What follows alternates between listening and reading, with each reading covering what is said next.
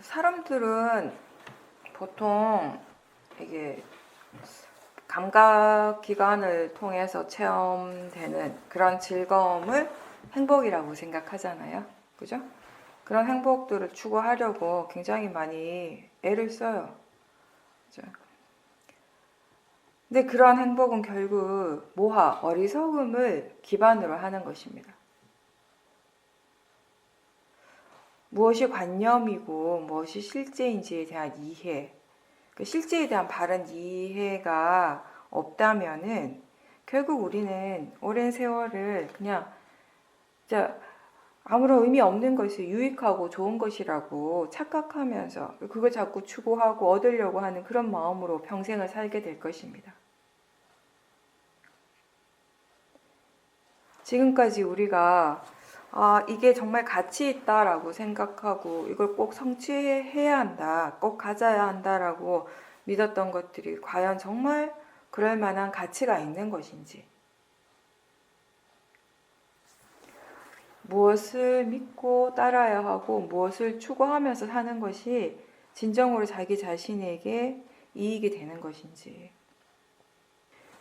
그러니까 지금도 좋고 나중에도 충분히 좋은 것을 의지하고 그런 것들을 우리가 추구하고 따라가려면은 지금 이 순간 바른 선택을 할 수 있는 그런 지혜가 있어야 된다는 것입니다. 뭔가를 선택하는 것도 이것을 할까 저것을 할까 선택하는 것도 역시 마음입니다. 번뇌가 선택할 수도 있고 지혜가 선택할 수도 있고 마음이 계속 생각을 하죠. 생각을 해서 이것이 옳은지 그른지 그리고 적당한가 적당하지 않은가 적절한가 이익이 있는가 없는가 이런 것들을 이제 생각을 하면서 결정을 하게 되는 것입니다.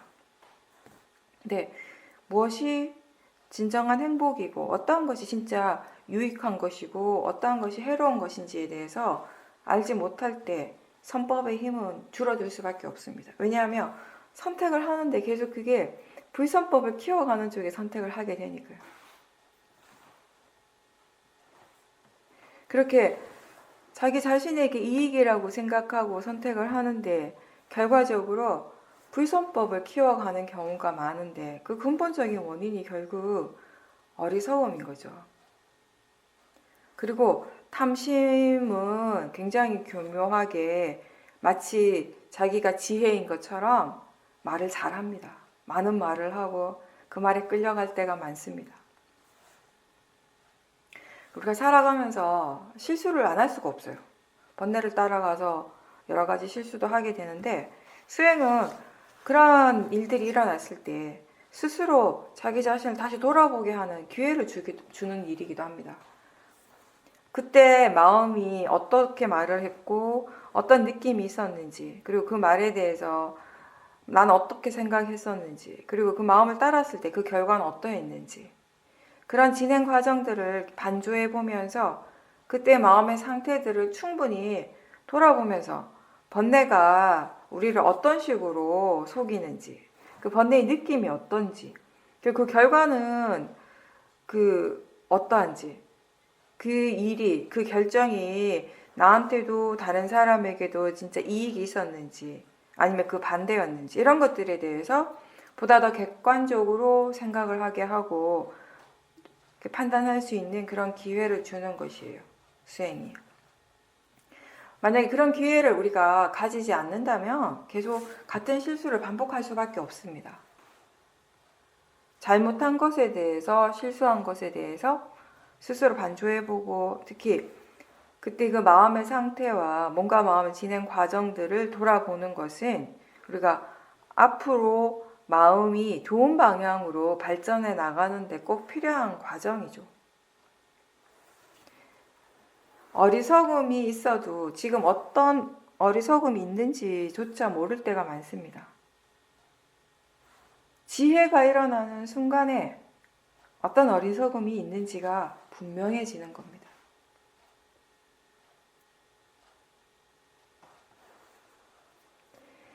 우리가 좋은 느낌을 느낄 때 또는 아름다운 경치에 확 반해가지고 좋아하는 그 순간 어떤 맛의 행복감을 느끼는 그 순간 그 모두가 다 탐심이 일어나고 있는 순간들입니다. 탐욕과 함께하는 해로운 다른 마음들이 일어나고 있고, 또 바로 그 순간에는 대상에 대해서 바르지 않는 생각들이 일어날 것입니다.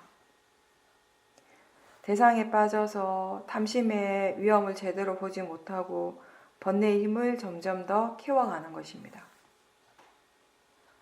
탐심뿐만 아니라 화 또한 그런 과정으로 일어나고 그 힘을 그렇게 키워가게 되는 것입니다.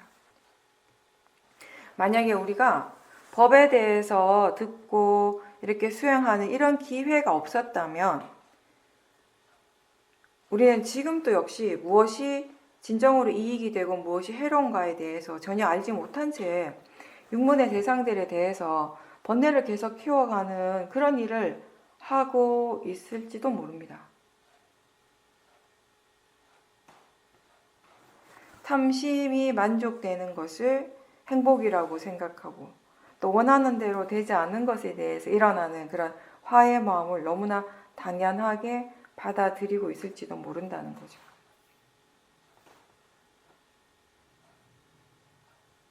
법에 대해서 듣고 그리고 함께 수행하는 도반들과 법에 대해서 함께 토론하고 이야기하고 또 그런 것들을 기반으로 해서 알아차리기 위해서 스스로 많은 노력을 하고 일상에서 수행이 이어지도록 많은 노력을 기울이는 이 모든 과정들을 통해서 마음이 조금씩 선법의 방향으로 진행하게 되는 것이에요.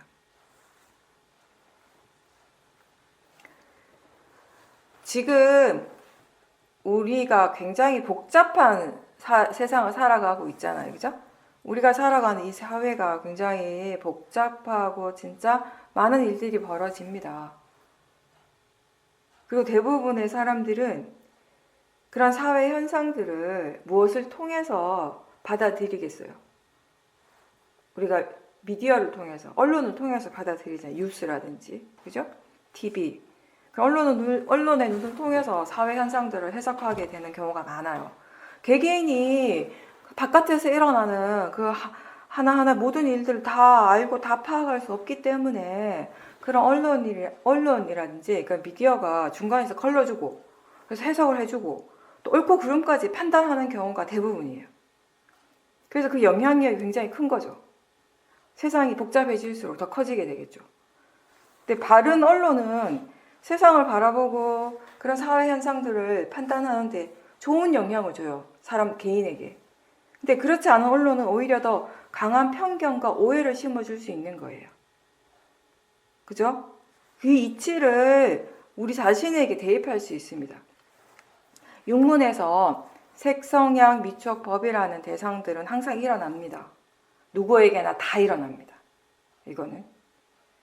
근데 어떤 감각기관을 통해서 일어난 대상이든지 간에 또 결국 그거는 마음에 의해서 마음의 대상이 되는 것이에요. 다시 마음이 그 대상을 다시 해석을 하게 되는 것이에요. 사띠와 바른 견해가 있다면은 어떤 대상이든지 그것은 수행의 대상이 되고 선법을 키우는 매개체가 되는 것입니다. 대상을 사용해서 사띠, 사마디, 바른 노력, 신심, 지혜 이렇게 오력을 키워갈 수 있는 것입니다.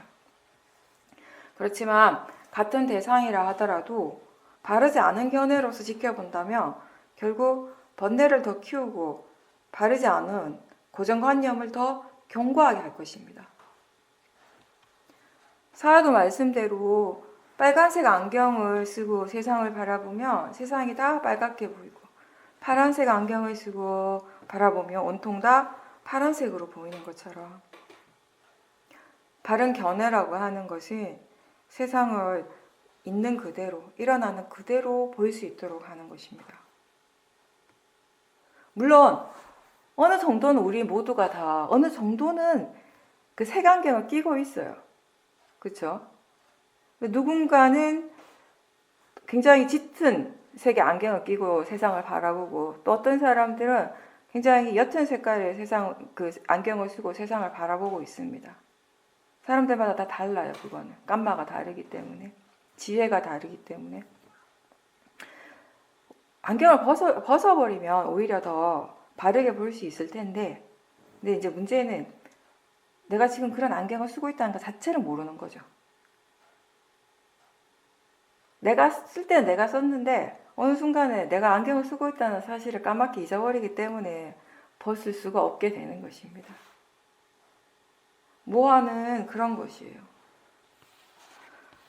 무엇을 모르는지도 모르는 것이 모아죠. 모른다라는 것 자체를 모르는 것이 모아이고, 무엇을 모르는지를 아는 것은 곧 지혜입니다.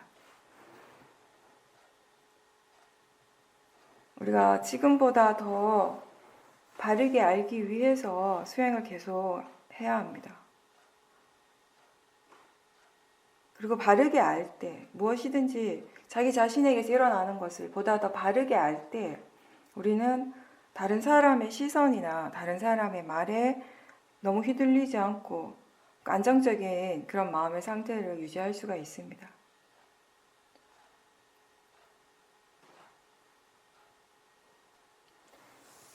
바른 노력이라고 하는 것은 어떤 특정한 결과에 대한 바람이나 탐심 없이 수행을 그냥 계속 꾸준하게 해 나가고자 하는 노력입니다.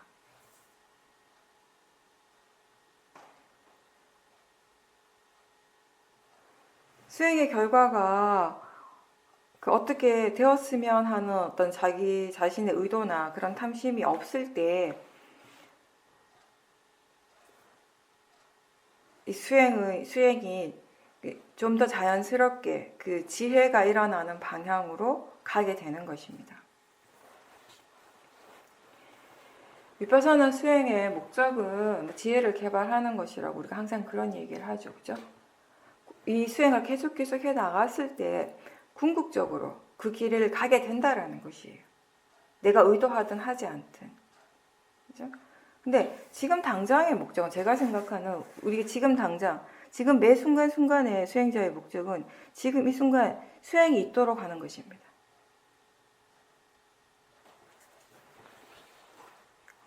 그렇게 이제 우리가 그렇게 될 수 있도록 항상 노력을 하라는 것이죠.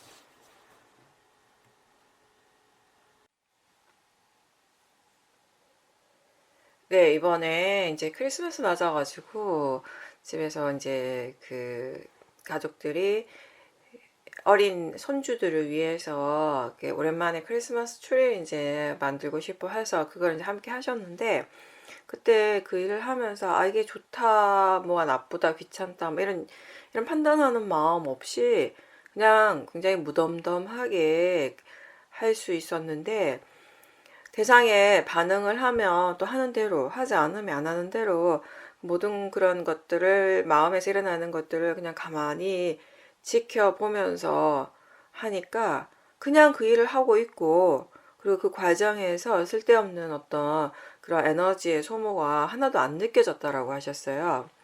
그러면서 이제 그 일상에서 이렇게 수행이 이어지면서 수행이라고 하는 것이 뭔가 특별하지 않고 그냥 이렇게 평범하게 하는 일이구나라고 하는 그런 이해가 생기고, 그리고 전에 경전법회에서 들었던 심출가에 스스로 이렇게 조금씩 가까워지고 있다라는 것을 느끼셨다라고 말씀하셨습니다. 수행을 하는 사람과 수행을 하지 않는 사람의 차이점에 대해서 얘기를 한다면 뭐 여러 가지를 얘기를 할 수 있겠지만, 일상의 삶 속에서 이제 비교를 한다면은 수행을 하지 않을 때에는 뭔가 우리가 내가 하고 싶은 것들을 자꾸 하려고 해요. 하기 싫은 것들은 안 하려고 하고. 그런 것이 강하잖아요. 그죠? 뭔가를 하려고 할 때 왜 하려고 하는가 보면 대부분 그래요. 하고 싶으니까. 그죠? 내가 원하니까. 어떤 것을 안 하려고 해요. 거부해. 왜 안 하려고 하는? 내가 하기 싫으니까. 근데 수행을 우리가 하고 일상에서도 수행하는 마음이 계속 이어졌을 때 많이 달라지는 점 중에 하나가 뭐냐면, 내가 하고 싶으니까, 내가 하기 싫으니까가 아니라 이 일을 해야 되는 일이니까, 지금 필요한 일이니까 하는 것이에요. 그죠? 물론 그럼에도 불구하고 그 일을 하는 과정에서 뭐 탐심이나 진심은 일어날 수 있겠죠. 그렇다면은 수행자는 그 탐심이나 진심을 지켜보면서 지금 어떤 마음으로 이 일을 하고 있는가를 지켜보면서 이제 계속 하는 것이죠. 그렇죠? 근데 보살님이 그 말씀하셨어요. 그냥 일상의 일들에 대해서 그 크게 관심이 없다. 관심 바뀐 것 같다. 그죠? 그렇게 느끼는 거는 뭐냐면 그만큼 마음의 관심이 자기 자신으로 계속 향하고 있기 때문에. 근데 그거는 보살님 의도적으로 일부러 그렇게 하려고 하는 것이 아니잖아요. 그죠? 마음이 자연스럽게 그렇게 일어나는 것이에요. 왜 그렇게 일어나겠어요? 그렇게 하는 것이 저 바깥에 관심을 두는 것보다 자기 자신에게 관심을 두고 있는 것이 훨씬 더 나한테 좋은 일이다. 이게 정말 더 많은 이익이 있다라는 것을 그동안 수행의 체험을 통해서 마음이 충분히 이해했기 때문에 그게 자연스럽게 되는 거예요. 예전에는 일상에서 그런 노력이 많이 필요했잖아요. 자꾸 저쪽으로 대상 쪽으로 향해 가는 거, 그죠? 그 마음을 이쪽으로 자꾸 내 쪽으로 끌어올리려고 하는 노력들. 그 노력을 어떤 식으로 했냐면 우리는 주로 질문을 많이 하게 하잖아요. 억지로 끌어당기는 건 힘드니까. 그러니까 질문을 하면서 좀 가볍게 수행을 하려는 노력을 하게 하는 거예요. 지금 마음의 관심이 어디 있는가, 지금 알아차리고 있는가, 지금 보고 있다는가, 아는가, 견해가 바른가, 이렇게 질문을 하면서 좀 자연스럽게 마음의 관심이 자기 자신 쪽으로 돌아오게 하는 것이죠. 그러면서 이제 점점 일상에서도 수행이 자연스러워지고, 지금 마음이 어디를 향하는 것이 정말 바른가, 이익이 있는가를 이해했을 때는 마음이 이해한 대로 하게 되는 것이에요. 근데 또 한 가지 이런 차이점도 있어요. 그러니까 수행자들하고 대화를 해보면 약간 수행자 마인드라는 거 있거든요.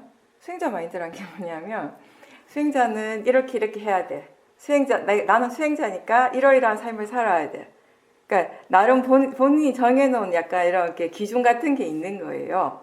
그죠? 그래서 그 기준에 맞춰서 살아가려고 노력을 하게 되는 것이거든요.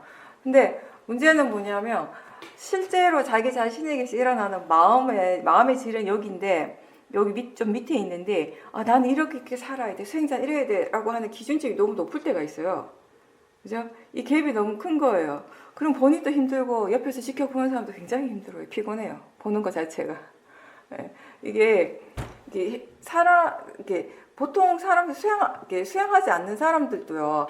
그런 우리가 사람들이 여러 부류들이 많잖아요. 어떤 사람들은 왜 본인이 말하는 것과 행동하는 것이 차이가 많이 나는 사람이 있고 차이가 별로 없는 사람들이 있잖아요. 그죠? 차이가 많이 나는 사람들은 옆에서 지켜보는 사람들 입장에서 좀 피곤하거든요. 그죠? 그러니까 처음에 이제 우리가 수행을 할 때는 수행에 대한 정보들은 여러 가지가 있고 그래서 수행자 그리고 또 본인 나름의 어떤 그런 것들이 수행자는 어떠해야 한다. 그 어떤 상황에서 수행자는 이렇게 해서는 이런 판단을 해서는 안 되고 이렇게 행동해서는 안 되고 이런 말을 해서는 안 돼. 이런 것들이 자기 생각에 있는 거예요. 생각. 머리에는 있어요. 머리에 있는데 그게 실천으로는 하기가 힘든 거죠. 그죠? 근데 이제 보살님 지금 말씀하신 것처럼 일상에서 수행이 자연스럽게 그냥 내가 전혀 애쓰지 않아도 자연스럽게 되어질 정도의 그런 지혜가 있을 때에는 그런 것들 또한 그러니까 그냥 자연스럽게 다 되어지는 거예요. 무슨 말인가 하면 이건 하면 안 되고 저건 저렇게 되어져야 되고 이러한 것들을 미리 내가 생각을 해서 그렇게 맞추려고 행동하는 것이 아니라 어떤 행동을 하고 어떤 말을 하는 것들이 이미 그런 이게 바른 쪽으로 나와 다른 사람에게 모두에게 이익이 되는 쪽으로 마음이 향하고 있다라는 것이에요. 이게 우리가 비슷한 예를 들면 이런 거 있잖아요. 계를 지키려고 노력하잖아요. 그렇죠? 처음 이제 수행을 하고 계를 지켜야 한다라고 이제 처음에 이제 노력을 할 때는 그게 굉장히 어렵게 느껴져요. 힘들게 느껴져요. 왜냐하면 마음에서 일어나는 것과 실제로 이게 우리가 지켜야 하는 것들이 차이가 많이 나기 때문에. 그렇죠? 근데 이게 점점 우리가 마음에 대한 이해를 하면서 지혜가 일어나면서 그리고 지혜가 일어난다라고 하는 것은 여러 가지 좋은 마음의 요소들이 함께 일어나고 있다는 것을 의미하거든요. 그렇죠? 지혜라고 하는 걸 우리가 굳이 어떤 거 뭐 하나로 딱 이렇게 규정짓기는 좀 어려울 때가 많아요. 여러 가지 좋은 마음의 요소들이 복합적으로 일어나고 있는 어떤 그런 순간이에요. 지혜가 일어나고 있다라고 하는 우리가 그렇게 표현하는 순간들을. 그렇죠? 그럼 여러 가지 좋은 마음의 요소들 안에는 이제 사무량심도 들어가게 되는 것이고, 그죠? 자비심이라든지 연민이라든지 이런 것들 여러 가지 좋은 마음들이 한꺼번에 이제 다 이렇게 갖추어지게 되는 것이에요. 그런 마음의 요소들이 이렇게 갖추어졌을 때 그때 우리가 계를 지키는 거, 그러니까 살아있는 생명을 죽이지 않고 거짓말하지 않고 올바른 행동을 하는 이런 것들이 뭐가 그렇게 어렵게 느껴지겠어요? 자연스럽게 되는 거예요, 그런 것들이. 그죠? 왜냐하면 마음의 질이 그만큼 좋아졌기 때문에.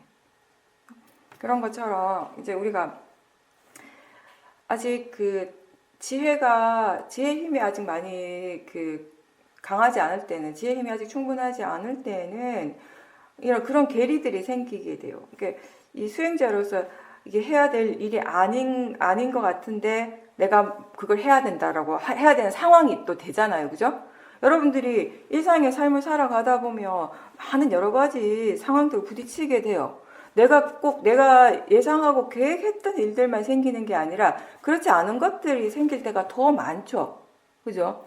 지금 당장 내가 어떤 일을 다른 사람들과 해야 되는데 그게 수행자의 관점에서 봤을 때 그게 내가 안 했으면 좋겠어요. 안 했으면 좋겠는데 근데 상황이 해야 될 때도 있잖아요. 그죠? 그러면 그 일을 할 때 이걸 내가 하면 안 되는데 수행자 이런 일 하면 안 되는데라고 하는 마음, 도사로서 해야 할 것인가, 해야 할 일이기 때문에 그냥 자연스럽게 그걸 받아들이고 할 수 있는 것인가, 할 수 있을 것인가, 이런 부분들도 우리가 일상에서 수행을 통해서 조금씩 달라지는 부분이라고 생각을 해요. 물론 이게 뭔가 이렇게 번뇌를 일으키고 막 이런 얘기를 하는 것이 아니라, 제가 지금 얘기를 하는 거, 지금 보살님이 말씀하신 거는 어린 손자들을 위해서 거사님이 크리스마스 추리를 장식하고 이런 걸 하셨어요. 그죠? 예전에 안 하셨지만 되게 오랜만에 그런 걸 하셨는데, 이제 보살님 입장에서는 그런 것에 대한 의미를 이제 더 이상 안 두는 거예요. 그걸 보면서 예전에는 아름답다, 좀 더 이쁘게 꾸며볼까. 또 보살님은 이렇게 그림 미술 전공하신 분이니까 미적 감각이 더 있으니까 옛날에는 다른 사람들보다 더 공간적으로나 시각적으로 더 그걸 아름답게 표현하려고 해서 노력을 하셨을 거예요. 마음이 자연스럽게 그런 생각들을 했을 거란 말이에요. 그죠? 근데 지금은 마음이 그런 것들에 대한 별로 관심이 없는 거예요. 그죠? 나는 관심이 없고 난 별로 하고 싶지 않은데 가족들이 하고 싶어 할 때 그럼 그거를 도사의 마음으로 도사에 일으키면서 할 필요가 있겠어요? 그죠? 그냥 해야 될 일을 하되 그냥 자연스럽게 일어나는 마음이라든지 아니면 뭔가 마음의 느낌이라든지 그런 것들을 지켜보면서 같이 동참을 하면 되는 거죠. 어떻게 보면 우리가 이 수행이라고 하는 것이, 그리고 수행을 통해서 일어나는 지혜가 이 여러 가지 우리 마음의 고정관념들을 깨부수게 하는 역할을 하거든요. 그렇죠? 우리가 오랜 세월 동안 자기 자신도 모르게 쌓아왔던, 공고하게 만들어왔던 여러 가지 고정관념들이 내재되어 있는데 그런 것들이 불쑥불쑥 튀어나오면서 번뇌가 일어나게 되는 것이거든요. 이제 그런 고정관념들 우리가 하나씩 이제 이렇게 드러날 때마다 그걸 대상으로 지켜보면서 조금씩 이제 그것들을 약하게 하고 깨부셔가는 그런 과정이 이제 수행이다라고 표현을 제가 자주 하는데, 또 어떻게 보면 또 수행이라고 하는 그것이 내가 수행자라고 하는 어떤 그런 자기의 어떤 상이 만들어내는 고정관념도 분명히 있단 말이에요. 그죠? 그런 것들이 또 일상생활에서 수행하지 않는 사람들과 함께 있을 때 스스로 자기 자신이 어떤 부딪히는 느낌을 갖게 될 때가 있거든요. 그런 부분들도 이제 보살님이 많이 자연스러워졌다라는 거죠, 지금은. 예전 같았으면 저걸 왜 해야 되지? 이러면서 이제 그런 생각들, 좀 필요도 없는, 아무런 의미 없는, 아무 가치도 없는 그런 걸 왜 해야 되지라고 생각하면서 그 거사님한테도 도사가 일어날 수 있었겠지만, 그러니까 지금은 이제 그런 경계들이 많이 이제 이렇게 자연스럽게 허물어진 거죠. 그렇죠? 그 경계라고 하는 것이 원래 있었던 게 아니라 우리 마음이 스스로가 만들었던 것이거든요. 그죠? 네, 그런 경계들을 이제 하나씩 자연스럽게 이제 이렇게 그 경계들이 하나씩 이제 사라지고 그런 것들을 경험하면서 본인 스스로가 굉장히 자유롭다고 느껴지는 거죠. 편안하다고 느끼게 되는 거죠. 그러니까 나를 자유롭지 못하게 하고 나를 뭔가 불편하게 하고 불안하게 만들었던 거는 저 바깥의 대상이나 어떤 다른 사람이 아니라 내가 스스로 만든 마음이 만들었던 그런 경계들일 수도 있다라는 거죠. 경계들일 수도 있는 게 아니라 경계들인 거죠. 그런 것들인 거죠. 어떤 것에 대해서도 마음이 거부하지 않고 그냥 번뇌 없이 일어나는 대로 받아들이고, 그리고 지금 어떤 마음으로 하고 있는지를 지켜보려고 하는 그런 의도가 수행에 대한 의도가 너무나 이렇게 분명하기 때문에 일상생활에서도 크게 에너지 소모가 안 느껴지시는 거예요. 제가 그 얘기 진짜 많이 했어요. 예전부터. 우리가 똑같은 일을 하는데, 일상에서 똑같은 일을 하는데 번뇌로서 그 일을 할 때와 번뇌가 전혀 없이 그 일을 할 때의 에너지, 활용하는 에너지를 한번 살펴보라고. 굉장히 다르더라고요. 그죠? 그러니까 번뇌로서 우리가 어떤 일을 할 때 사용되는 에너지가 굉장히 강하거든요. 소모되는 에너지 양이 굉장히 많거든요. 그러니까 그게 어떤 무슨 행동적인 부분이 아니라 말도 마찬가지예요. 우리가 말을 할 때도요, 번뇌로서 말을 할 때와 번뇌 없이 지혜로서, 지혜로서 말을 할 때 에너지가 전혀 다르거든요. 그런 것들을 알아차림하는 것도 사실 일상에서도 좋은 수행의 대상이라고 제가 여러 번 얘기를 했었던 것 같아요. 수행이 충분히 능숙하신 분들은 그런 부분들을 한번 지켜보라고. 비교가 되니까. 그죠? 예전에는 번뇌로서밖에 할 수 없었던 그런 여러 가지 행동이나 말들을 지금 번뇌 없이 하게 되는 거예요. 그랬을 때 우리가 뭘 비교할 수 있는가 하면 몸과 마음에서 소모되어지는 그런 에너지, 그런 느낌들을 비교할 수 있는 거예요. 그러니까 일상생활에서 사태를 계속 유지할 수 있는 좋은 방법 중에 하나가 우리가 느낌을 대상으로 하는 것이거든요. 그 에너지를 본다는 건 결국 느낌을 보는 것이거든요. 네, 저희가 이제 며칠 전에 수요일날 그거 할 때, 경전법회 할 때, 출가에 대한 얘기를 하면서, 보통 불교에서 우리가 출가를 얘기할 때 신출가와 심출가를 얘기한다라고 했어요. 신출가라는 건 말 그대로 몸이 출가하는 것이, 심출가라고 하면 마음이 출가를 하는 것인데, 그러니까 우리가 머리를 삭발을 하고 승복을 입고 했다고 해서 완전한 출가라고 할 수 있는가? 완전한 출가는 마음이 출가를 하는 것이에요. 마음이 모든 번뇌로부터 자유로워질 수 있는 그런 상태가 되었을 때 우리가 진정한 출가라고 표현할 수 있다라는 그런 얘기를 한 거죠. 그러니까 보살님 스스로 이제 내가 일상에서도 이렇게 항상 수행을 유지할 수 있고 또 이런 수행의 이익을 계속 체험을 하면서 살아가고 있고, 마음이 항상 내 안쪽에 내 쪽에 관심을 두고 있고, 이게 가장 가치 있는 일이라는 것을 분명하게 이해하고 있기 때문에 이런 것이 심출가가 아닐까라고 이제 느끼셨다라고 말씀하시는 거죠.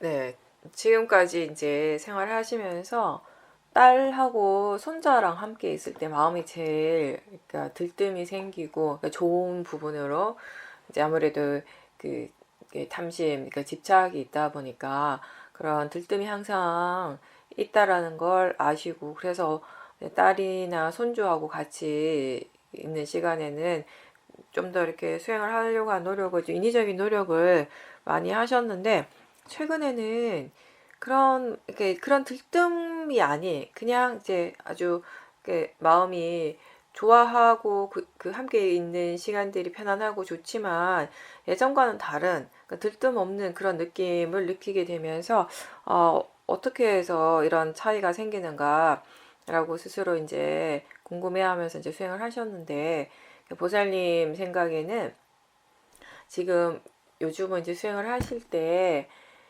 그냥 지금 이 순간 수행을 하는 것, 지금 이 순간 법에 관심을 가지고 계속 꾸준하게 수행을 하고 있는 것에 마음이 가장 중점을 두고 있다라고 말씀하셨어요. 그러니까 그걸 통해서 어떤 결과가 일어나는 그런 부분보다는 그냥 다만 지금 이 순간 현재 지금 일어나고 있는 실제에 항상 깨어 있으려고 하는 그런 노력들이 예전보다 훨씬 더 온전히 일어나고 있고, 그러다 보니까 물론 이제 뭐 도사가 일어나기도 하고 번뇌가 일어날 수도 있지만, 그런 순간순간에도 마음의 관심 자체가 실제 쪽으로 향한다라는 거, 네, 그런 점들이 달라졌고, 그래서 그런 부분들의 결과로서 이런 좀 생활 속에서 차이가 있는 것 같다라고 하셨는데요. 그러면서 이제 손자를 돌보고 이럴 때에도 예전보다 훨씬 더 좀 가라앉은, 그러니까 들뜸이 좀 많이 줄고, 그리고 어떤 특정한 이런 상황들 속에서도 마음이 크게 이렇게 흔들리지 않고 그냥 차분하게 이게 해야 할 일이라고 하는 그런 생각으로 하고 있다라고 이제 말씀하셨습니다. 일단 보살님한테는 딸하고 손주가 가장 큰 집착의 대상이었잖아요. 그런 대상들에 대해서 이제 달라진 게 예전만큼의 그런 집착이 안 일어나는 거죠. 그래서 그게 보살님한테는 약간 어떤 수행하는 과정에서 이게 숙제 비슷한 거였잖아요. 그죠? 분명히 저 대상들을 향해서 강한 번뇌가 일어나고 있다라는 건 분명히 알고 있었기 때문에 항상 거기에 대해서 조심을 하고, 그리고 그걸 그 대상으로 바르게 지켜보려고 하는 노력들을 꾸준하게 해오셨어요, 몇 년간. 그러다 보니까 이제 그런 결과들이 이제 조금씩 드러나기 시작하는 거죠. 들뜸, 집착이 확연하게 줄어드니까 함께 있을 때, 가족들과 함께 있을 때도 예전보다 그런 들뜸도 훨씬 줄어들게 되고, 그런 집착이나 들뜸이 없이 지켜보게 되니까 그냥 이제 더 이렇게 자연스럽게 알아지는 것들이 많아지는 것이잖아요. 그죠? 우리가 똑같은 대상에 대해서도 번뇌로서 볼 때하고 번뇌 없이 볼 때하고 알아지는 것들은 분명히 다를 거니까. 지금은 이제 예전보다 훨씬 번뇌 없이 편안하게 마음이 이제 그 바른 견해로서 지켜보니까 더 많은 것들을 알 수 있게 되는 것이에요. 그러면서 사실 보살님 말씀하신 거 바로 그게 핵심 중에 하나가 이건 것 같아요. 그렇다고 해서 그 손자를 사랑하지 않는 건 아니에요. 사랑하는 마음은 있어요. 근데 그 사랑의 질이 좀 바뀐 거죠. 그러니까 예전에 보살님이 느꼈던, 그리고 체험했던, 경험했던 사랑은 항상 좀 뭔가 끈적끈적한 것이었다면, 뭔가 이렇게 집착을 우리가 그런 사랑이라고 믿었다면, 그러니까 그래서 그때는 왜 처음에 수행을 할 때 그 가족에 대해서도 그 자식이나 손자에 대해서도 우리가 집착 없이 사랑할 수 있다라는 것을 들으면 그게 가능할까라고 의심을 했었잖아요, 사실은. 그리고 그게 어떤 마음의 상태인지 전혀 이렇게 감이 오지도 않았고. 이제 그런 부분들을 이제 지금 마음이 체험을 하는 거죠. 경험을 하게 되는 거죠. 그것도 역시 수행을 꾸준하게 계속 해 오신 것에 대한 어떤 그 결과가 되는 것이에요. 그 수행을 우리가 계속 해 나가다가 보면은 중간중간에 그 수행의 과정에서 물론 번뇌도 일어나고 지혜도 일어나요. 보살님 표현하신 것처럼 넘어지고, 그죠? 넘어졌다가 다시 일어나고 또 엎어지면 또 일어나고 그런 과정들은 계속 되죠, 사실은. 근데 이게 우리가 어떤 식으로 조금 마음이 바뀌는가 하면은 예전에는 한번 넘어졌을 때 그 넘어진 것에 대해서 마음이 굉장히 의미를 많이 부여를 하고, 그죠? 그리고 또 그 반대로 뭔가 지혜가 일어났을 때 그 지혜가 일어난 것 자체에 대해 굉장히 많은 의미를 부여했던 것 같아요. 그죠? 그러다 보니까 마음이 그 들뜸이 잘 일어나고 그랬는데, 근데 지금 같은 경우는 이제 수행하는 마음에 수행을 지금 하고 있는 그 자체의 가치를 두는 것이에요. 그죠? 예전에는 뭔가 번뇌를 없애고 지혜가 일어나는 쪽에 가치를 뒀었다면. 그죠? 그러니까 결과적인 부분에 가치를 둔 거예요, 예전은. 근데 지금은 사실은 그런 결과적인 부분보다는 지금 수행하고 있는 그 자체, 지금 수행을 해 나가는 그 과정에 가치를 두는 거예요, 마음이. 그게 정말 중요하고 그게 전부다라는 것에 대한 이해가 많이 생긴 거예요. 그러다가 보니까 그런 과정, 그 수행을 계속해가는 과정의 중간중간에 예전처럼 번뇌가 일어나기도 하고 또 지혜가 일어나는 순간들도 있지만 사실은 그 자체, 일어났다라고 하는 사실 그 자체 크게 의미를 두지 않아요. 마음이. 그냥 계속 그 흘러가는 과정 중에 일부가 되는 거죠, 이제는. 그렇지만 나는 거기에 대해서 별로 가치를 두지는 않지만 지금 어떤 번뇌가 일어나고 있고 어떤 지혜가 일어나고 이제 마음은 다 알죠. 다 알고 그것뿐만 거기에서 멈추는 것이 아니라 지금 수행하는 마음속에 그 지혜의 힘이 좋기 때문에 번뇌가 일어났을 때는 그 번뇌에 대해서 조사를 하고 또 지혜가 일어났을 때도 마찬가지 어떻게 해서 지혜가 일어날 수 있는지에 대해서 마음에 관심을 가지고 조사를 해요. 이런 모든 부분들이 그냥 지금 수행하고 있는 그 과정에 다 포함이 되어 있어요. 이제는. 그죠? 예전에는 그냥 단순히 지혜가 일어났다라고 하는 그 사실에 그 결과에 가치를 두고 거기에 너무 이렇게 마음이 중점을 두다가 보니까 이 지혜가 어떻게 해서 일어났는지 궁금해하고 그 조사를 하는 부분들을 조금 놓쳤다면 번뇌에 대해서도 마찬가지고 근데 지금은 그냥 그 모든 것들이 이런 일련의 과정으로 흘러가고 있는 것이에요. 그냥 그러니까 나는 그냥 물러나서 이 모든 과정들을 단지 지켜만 보고 있고 마음이 그 하나하나 일어나는 것들을 알아차리고 또 특별한 부분들에 대해서는 따로 또 조사를 하고 또 그 조사를 통해서 또 일어나는 지혜들의 부분들도 있고 이런 것들이 다 같이 이렇게 흘러가는 거죠. 그리고 이제 아까 얘기한 거 그 집착 없는 사랑에 대해서 좀 더 얘기를 하면은 물론 딸에 대해서 그리고 손자에 대해서 여전히 사랑하는 마음이 있지만 그 사랑하는 마음이 예전과는 많이 다르다라는 걸 스스로 느끼시고 무엇이 가장 다른가 하면은 집착이 많이 약해졌다라는 것이에요. 그죠? 완전히 없을 수는 없겠지만 확연하게 스스로 느낄 수 있을 만큼 집착 없이 사랑을 줄 수가 있고 그렇게 되었을 때 우리가 사실은 더 많은 것들을 포용할 수 있게 되는 거예요. 그리고 더 많은 것들을 또 줄 수 있게 되고, 그죠? 왜냐하면 그 사랑하는 마음에 집착이 있으면은 집착이라고 하는 거 번뇌잖아요, 그죠? 번뇌는 항상 그 지가 원하는 것이 있어요. 하고 싶어하는 것이 있고, 그죠? 그리고 그게 원하는 대로 되어지지 않을 때 일어나는 또 진심이 있기 마련이고요. 그렇기 때문에 어떤 사람에 대해서 어떤 대상에 대해서 집착이 강하면 강할수록 사실은 그 반대적인 그 분노의 마음, 증오심이 크게 일어날 확률도 그만큼 많은 것이잖아요. 그죠? 근데 우리가 집착 없이 어떤 대상을 사랑할 수 있을 때 마음이 한계가 없거든요. 뭔가 경계가 없어지는 것이거든요. 비교를 한다면은. 그죠? 그리고 뭔가를 바라는 것도 없어요. 그렇기 때문에 사실은 더 많은 것들을 포용할 수 있고 더 많은 것들을 줄 수 있게 되고 그리고 제가 볼 때 이런 사랑이 가장 큰 장점이 뭐냐면 이 사랑은 어떤 특정한 대상에만 국한되지 않는다라는 것이에요. 집착으로서 사랑을 할 때는 그 대상이 항상 제한이 되어 있어요. 그죠?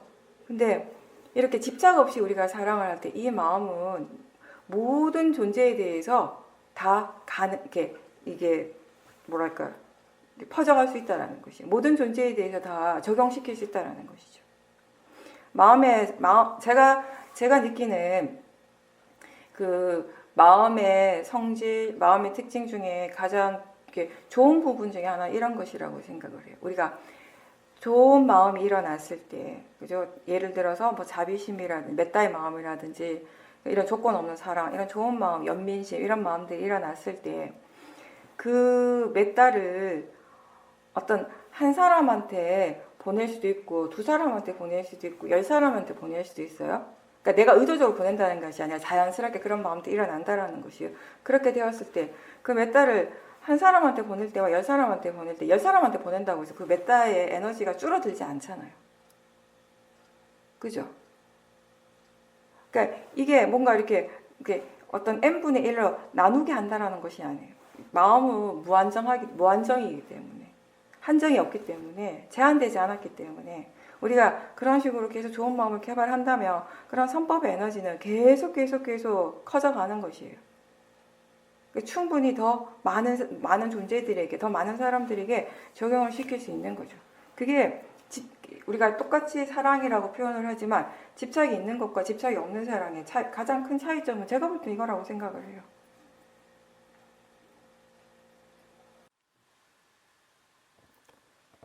네, 이번에 이런 체험을 통해서, 이런 이해를 통해서, 수행자는 진짜 계속 원인을 만들어가는 거, 원인을 지어가는 거지, 내가 어떤 특정한 결과를 만드는 것이 아니라는 거. 그냥 그 원인과 결과에서 우리가 하는 부분은 이렇게 조건을 만들어가는 부분이라는 것에 대한 이해가 더 많이 깊게 생겼다라고 말씀하셨습니다.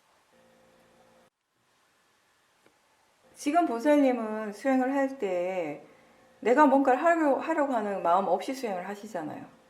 그런 마음이 전혀 없이 수행을 하지만 그 결과는 계속해서 일어나고 있어요. 그리고 그런 마음이 없이 수행을 했을 때 그 결과가 예전보다 훨씬 더 좋은 결과, 그죠? 더 선법이 더 많이 개발되는 그런 결과들을 일어난다라는 거 스스로 확인을 하고 계시는 거잖아요. 내가 뭘 할 필요가 없는 거죠. 그리고 수행이라고 하는 것은 결과가 아니라 지금 매 순간순간 우리는 새로운 조건들, 새로운 원인들을 만들어가는 일을 하는 것이에요. 그 원인에 따라서, 그 조건에 따라서 결과는 그냥 일어나게 되는 것이죠.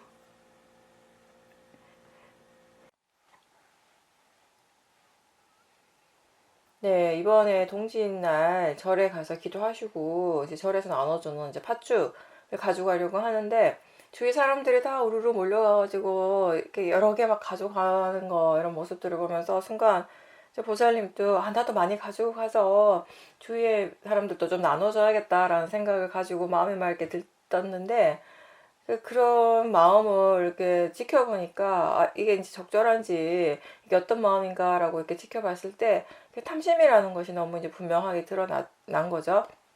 그래서 그 마음을 좀 이렇게 대상으로 지켜보고 그 탐심에서 좀 물러나서 보다가 보니까 마음이 좀 가라앉고 그렇게 많이 가지고 갈 필요가 없다라는 걸 스스로 또 이제 생각을 하게 되고 딱 필요한 만큼만 이제 가지고 오셨는데 그때 그 수행하는 과정들 속에서 내가 지금 이 순간에 이렇게 마음을 이 탐심을 이렇게 지켜보지 않는다면 이게 욕심으로서 또 많이 가지고 갔을 텐데 이렇게 탐심을 이제 대상으로 지켜보니까 자연스럽게 이렇게 탐심이 가라앉고 적절하게 행동할 수 있다라고 하는 것들을 다시 알게 되면서 이런 것이 우리가 이제 생활에서 지혜를 사용하는 것이구나라고 하는 그런 또 생각이 들었다라고 말씀하셨습니다.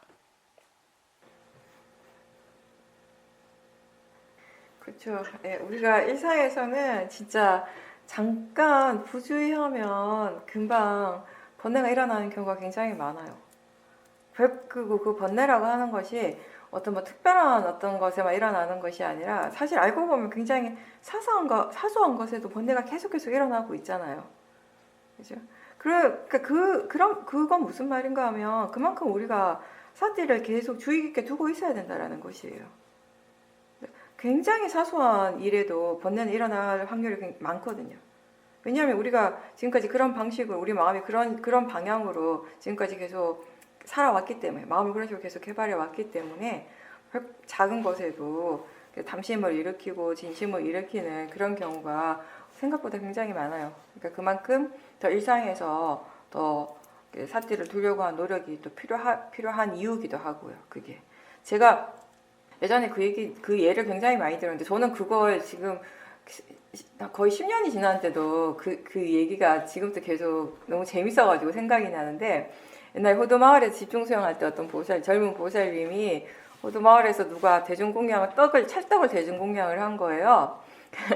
그래서 요만큼씩 이렇게 맛있는 떡을 이렇게 조금씩 하나씩 포장해갖고 이렇게 앞에 이렇게 뒀는데 그 떡이 찰떡이다 보니까 사이즈가 똑같이 균일하진 않고 그냥 눈으로 봐도 조금 큰 사이즈가 있고 좀 작은 사이즈가 있고 이렇게 있는데 그러니까 보살님이 그 외에 또 우리가 집중수행을 하러 오면은 먹는 게 제한돼 있잖아요. 그죠? 근데 그게 뭐 한 달도 아니고 두 달도 아니고 1년도 아니고 그냥 며칠인데 사실 짧게는 3일에도 길게는 일주일인데 이게 뭔가 이렇게 내 마음대로 할 수 없다라는 그런 마음이 드니까 거기에 대해서 마음이 더 막 이렇게 탐심이 일어나기도 하는 거죠. 그리고 또 특히나 먹는 것에 대한 탐심이 많이 일어나는 이유는 호두마을이나 이런 수영하는 곳에는 오후 불식을 하잖아요. 그러니까 이게 수행자들이 점심을 먹을 때 엄청 많이 먹어요. 평상시보다. 그러니까 거의 그죠. 제가 항상 얘기하듯이 두 끼를 먹는데 먹는 양은 세 끼 양을 먹는다고. 그죠? 이렇게 저녁에 배고플 것까지 미리 걱정을 해요. 미리 먹어요.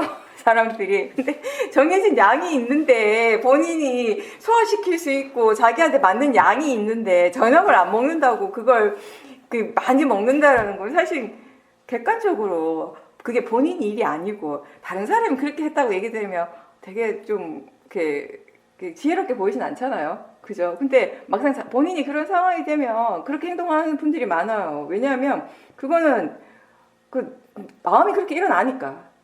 모아의 마음이, 그 탐심의 마음이 그렇게 일어나는 순간에는 피할 수가 없거든요. 끌려가게 되는 거니까. 그러니까 그 젊은 보살님도 찰떡을 보는 순간에 너무 맛있게 보여가지고 너무 기분이 좋았대요. 기분이 좋은데 그와 동시에 아까도 얘기했듯이 수행자 마인드가 있는 거예요. 수행자 모드에 딱 들어가가지고 이게 수행하러 왔으니까 나는 작은 걸 가지고 가야지. 본인이 분명히 그 생각을 했대요. 생각은 분명히 작은 거 가져가야지 했는데 본인 손이 제일 큰 걸 짚고 있더라는 거예요.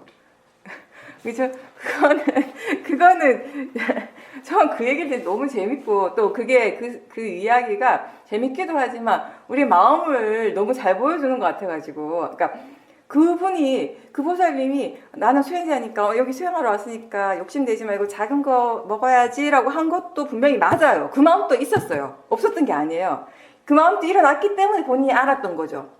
근데 큰 거 먹고 싶은, 많이 먹고 싶어 하는 그 탐심의 마음을 못 본 거죠, 그때. 그 탐심도 다 일어나고 있었어요. 분명히 일어나고 있는데, 문제는 그 탐심은 미처 알아차리지 못했다라는 것이에요. 만약에 그때 그 보살님이 큰 거 먹고 싶어 하는 탐심을 분명하게 봤었다면, 그걸 어느 좀 지켜봤었다면 아마 그 손이 그걸 짚지는 않았겠죠. 이제 그 마음을 보지 못했기 때문에 탐심이 일어났는데 그 탐심을 전혀 알지 못했기 때문에 탐심이 이끌어가는 대로 행동을 한 거예요. 근데 이제 보살님 같은 경우는 이제 탐심이 일어났지만 더 여러 개 가지고 가고 싶은 마음도 일어났지만 그게 탐심이라는 것을 분명하게 알았기 때문에 거기에서 그 탐심이 이렇게 약해지게 된 거죠. 그래서 우리가 알아차림이라고 하는 거, 뭔가를 분명하게 자기 자신에게서 일어나고 있는 그 마음을 분명하게 알아차린다라고 하는 것이 사실은 굉장히 큰 일이에요, 이게. 많은 역할을 한다고요, 이 자체가. 그러니까 아직 수행에 대한 가치를 이해하지 못한 사람들은 아니, 그냥 보면 보는 줄 알고 들으면 듣는 줄 알고 느끼는 줄 아는 거 그게 뭐라고? 그게 뭐 그렇게 대단하다고? 이걸 통해서 진짜 지혜가 일어난다고? 이게 가능해? 라고 스스로 의심을 하지만 수행을 통해서 계속 이런 체험들을 하고 사띠와 지혜가 어떤 일을 하는지 어떤 역할을 하는지 체험을 했던 사람들은 분명히 그런 체험을 통해서 수행의 가치를 이해를 하게 되고 거기에서 또 신심이 일어나는 거예요. 수행에 대한 신심, 지금 내가 하고 있는 일에 대한 믿음이 분명하게 생기게 되고 그런 믿음들이 확고해지면 수행을 계속 지속할 수 있게 되는 거죠. 그러니까 일상에서 그런 사소한 것 같지만 그거를 분명하게 알아차리는 순간 사실 그건 사소한 게 아닌 거죠. 왜냐하면 그 순간에 법을 알아차리는 거니까. 법을 분명하게 보는 것이니까. 우리가 법을 지켜보는 데 있어서 이 법이 저 법보다 더 뛰어나다 또는 저 법이 이 법보다 더 뛰어나다 이렇게 판단할 수 있어요? 그런 거 없잖아요. 그죠? 빠라마타는 그냥 빠라마타예요. 어떤 빠라마타가 더 훌륭하고 어떤 빠라마타가 더 훌륭 이런 거 없다고요. 그죠? 아무리 그 행위 자체, 그 일 자체가 별거 아닌 것 같아도 우리가 거기에서 그걸 대상으로 법을 대상으로 지켜보는 순간에 그건 정말 뛰어난 일이 되는 것이에요. 그러니까 아까 처음에 그 조미애보살님 인터뷰도 이렇게 연결이 되는 것인데 우리가 처음에 수행자 모두 그러니까 마음은 아직 그만큼 마음의 지혜는 아직 그만큼 갖춰지지 않았는데 본인이 의식적으로 어떤 관념적으로 난 수행자야. 수행자는 이렇게 되어야 돼. 수행자는 이런 걸 하면 안 돼. 수행자는 이것만 해야 돼. 이런 어떤 수행자의 마인드가 이렇게 딱 생겨버리면은 문제가 뭐냐면 일상에서 우리가 여러 가지 일들을 해야 되잖아요. 그죠? 일상에서 일이라고 하는 것이 사실은 뭔가 대단하고 큰 일을 하진 않잖아요.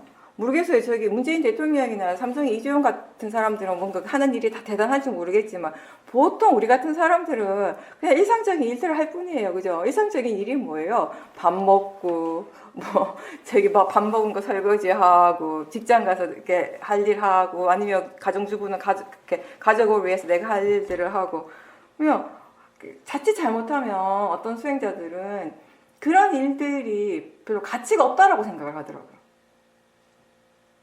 근데 우리가 봐야 될 거는 그 일 그 자체가 아니잖아요. 행위 그 자체가 아니잖아요. 그 행위를 어떤 마음으로 하는가에 대한 부분을 보라는 거죠. 그죠? 우리가 아니 그 수행을 할 때 뭐 뭘 먹을 때 음식을 먹을 때 그 음식에 대해서 관심을 가지고 소리를 들을 때 소리에 관심을 가지고 뭔가 볼 때 보이는 대상에 대해서 관심을 가지는 게 아니잖아요. 보이는 성질, 보는 성질에 대해서 관심을 가지고 그걸 이해하라는 것이고 들리는 성질, 듣는 성질에 대해서 관심을 가지고 그걸 이해하라는 것이죠. 맛을 아는 성질, 그것에 대해서 이해를 하라는 것이지. 그죠? 그 대상 그 자체를 연구하라는 것이 아니잖아요. 대상 그 자체의 가치를 두라는 것이 아니고 행위 그 자체에다 가치를 두라는 것이 아니라 그 행위를 어떤 마음으로 하고 있는가에 대한 얘기를 하는 것이거든요. 그렇게 그 어떤 마음으로 하고 있는가를 볼 때 곧 법을 보는 것이에요. 우리가 파라마타를 보는 것이고. 그런 부분 그렇게 우리가 이해를 했을 때 일상에서 내가 무엇을 하든지 간에 마음이 진지할 수 있는 거예요. 아, 이건 뭐 별거 아닌데, 뭐, 이건 중요한 일이 아닌데, 이런 마음이 아니라, 지금 이 순간에도 법이 일어나고 있다는 걸 마음이 알 때 항상 진지하게 수행을 할 수 있거든요. 여러분들이 보세요. 왜 호두마을이나 단마숲에 와가지고 법당에서 수행을 할 때 하고, 집에 부엌에서 일을 할 때, 또는 직장에서 일을 할 때, 그 마음가짐이 왜 달라지겠어요? 그죠? 수행에 대한 진지함이 똑같은가 아니면 다른가 한번 생각을 해보십시오.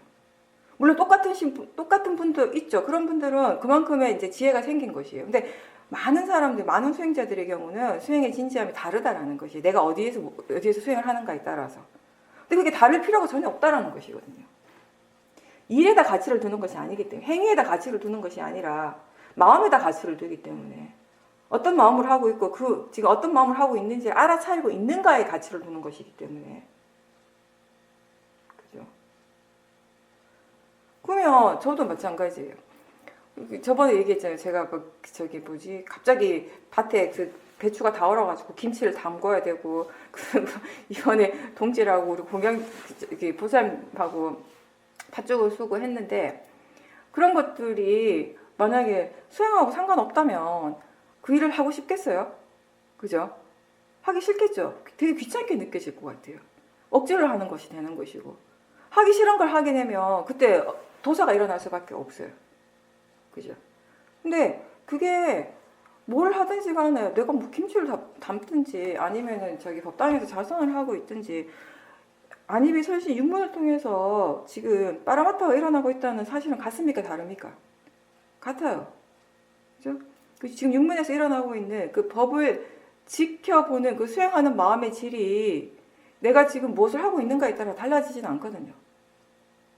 수행하는 마음의 질은 견해에 따라 달라지는 거죠. 바른 견해로서 수행을 하는가, 바르지 않는 견해로서 하고 있는가에 따라서 수행하는 마음의 질이 달라지는 것이지. 그래서 우리가 그 마음에 대해서 더 많이 이해하고 법을 더 많이 이해했을 때 이 수행에 대한 진지함이 항상 함께 할 수 있다는 거죠. 제가 말하는 그 진지함이 막 뭐 이렇게 너무 막 이렇게 뭐랄까 애를 써서 수행한다는 그런 진지함이 아니란 거 아시죠? 항상 사띠가 있도록 노력하는 그 진지함을 얘기를 하는 것이에요. 가끔 한번 자기 자신을 그런 방향에서 한번 돌아보세요. 스스로 내가 수행자라고 하는 그런 그 마인드가 혹시나 오히려 그 생각 때문에 일상에서 수행을 계속 지속하는데 오히려 더 방해가 되는 일이 없는가? 혹시 그 마음이 나는 수행자인데 라고 하는 그 마음이 일상생활 속에서 하는 일들에 대해서 뭐 가치를 이렇게 수행보다 이건 가치가 없는 일이다라고 생각하고 있지 않은가? 그죠? 윗바사나 수행은 딴 거 아니에요. 내가 무엇을 하든지 간에 그 일을 하는 동안에 마음이 수행을 하고 있으라는 거예요. 단순하게 얘기하면 그거 아니에요? 그죠? 그냥 뭐 이렇게 이론적으로 그냥 우리 정형화된 문구를 얘기하면 지금 이 순간 내 몸과 마음에서 무엇이 일어나고 있는가 알아차림하는 것이고, 그냥 뭔가 좀 더 이렇게 캐주얼하게 우리가 일상적으로 얘기를 한다면 내가 뭔가를 우리가 계속 하고 있잖아요. 말을 하든 밥을 먹든 뭐 누워 있든 쉬고 있든 뭐 인터넷을 하고 있든 직장에서 일을 하고 있든 뭐든지 하고 있잖아요. 그죠? 뭐든 하고 있을 때 그때 마음이 수행을 하고 있는가? 마음이 수행을 하도록 노력하라는 것이에요. 그게 윗바사나죠. 그게 또 쉽지가 않죠. 쉬운 듯 하면서도 쉽지 않은 거예요. 그러니까 이게 말로 하면 쉬운데 실천하는 게 어려워요.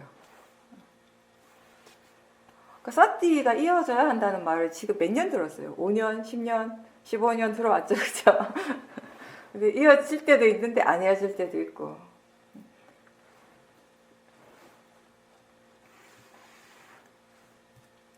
그러니까 지금 마음이 수행을 어떻게 하고 있는가 또한 지금의 그 마음이 수행에 대해서 얼마나 이해하고 있는가, 법에 대해서 얼마나 이해하고 있는가의 결과물이거든요.